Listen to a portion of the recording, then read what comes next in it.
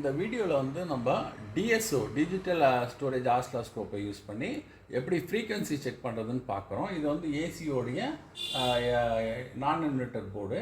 இதில் முதல்ல வந்து ஏசியில் இன்புட் எவ்வளோ ஃப்ரீக்வன்சி வருதுன்னு பார்க்குறோம். நம்ம யூஸ்வலாக வந்து இந்த இதில் யூட்டிலிட்டி பட்டனில் போயிட்டு யூட்டிலிட்டி பட்டனில் போயிட்டு இதில் வந்து டைமு ஃப்ரீக்வன்சி செட் பண்ணியிருக்கேன்.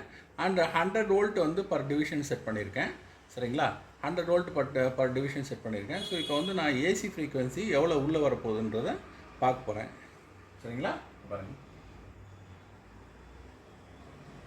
பாருங்கள் ஏசியோட வேவ் ஃபார்ம் வந்திருக்கு.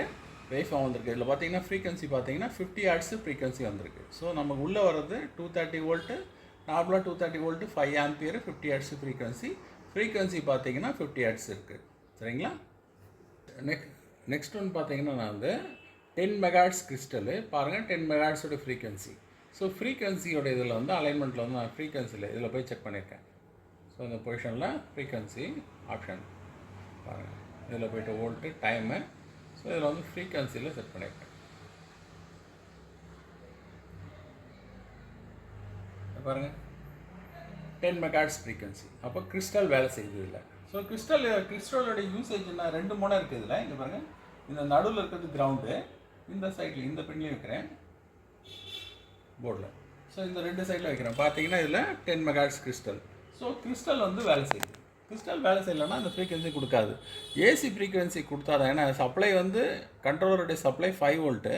ஸோ இதுக்கான ஃப்ரீக்வன்சி கிளாக் டைமிங் கொடுத்தா தான் இது வந்து மைக்ரோ கண்ட்ரோலர் ரன் ஆகும். ஸோ இந்த கிறிஸ்டல் ஒர்க் ஆகலைன்னா போர்டு டெட்டாக தான் இருக்கும். சரியா, ரைட்.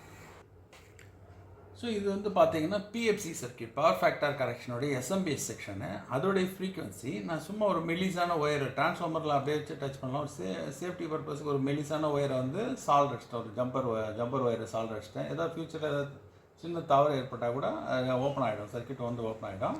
ஸோ இன்னொரு டிரான்ஸ்ஃபார்மரோட ஒரு முனையில் சால்ட் அடிச்சிருக்கேன், இன்னொரு முனையில் வந்து லைனை கொடுத்துருக்கேன். பாருங்கள் இதில் வந்து எப்படி ஜென்ரேட் ஆகுதுன்னு பாருங்கள். இது வந்து PFC சர்க்கியூட்டோட பல்ஸு எவ்வளோ இதில் ரன் ஆகுது பாருங்கள். 12 கிலோஹெர்ட்ஸு, 8 to 12 கிலோஹெர்ட்ஸ் பாருங்கள். 8 கிலோஹெர்ட்ஸு 8 கிலோஹெர்ட்ஸில் இருக்குது. ஸோ இது போல் வேரியேஷன் ஆகிட்டே இருக்குது பாருங்கள். 13 கிலோஹெர்ட்ஸ் போகுது. ஸோ இந்த ஃப்ரீக்வன்சி அதாவது டிசிலேருந்து பல்சேட்டிங் டிசியாக மாறி இதோடைய அவுட்புட் வந்து இம்ப்ரூவ் ஆகுது. ஸோ இதுதான் பாருங்கள். ஸோ டைமிங்லாம் அட்ஜஸ்ட் பண்ண, அதாவது இந்த இது micro second, milli second, 100 milli second. So இதோடைய இதை அட்ஜஸ்ட் பண்ணும்போது இதோடைய வேல்யூ வந்து வெரி ஆகுது பாருங்கள்.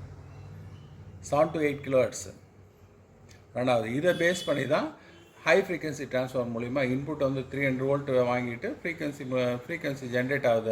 பவர் ஐசி ஜென்ரேட் பண்ணுது, சுவிட்சிங் ஐசி ஜென்ரேட் பண்ணுது. ஜென்ரேட் பண்ணி அவுட்புட்டாக ஃப்ரீக்வன்சியாக கொடுக்குறத டயட் மூலிமா கன்வெர்ட் ஆகி அவுட்புட்டாக வருது. ஸோ இதுதான் வந்து இந்த போர்டில் வரக்கூடியது, எல்லா பவர் செக்ஷன்லேயும் வரக்கூடிய பவர் ஃபேக்டர் கரெக்ஷன். சரிங்களா, ரைட், ஓகே, தேங்க்யூ.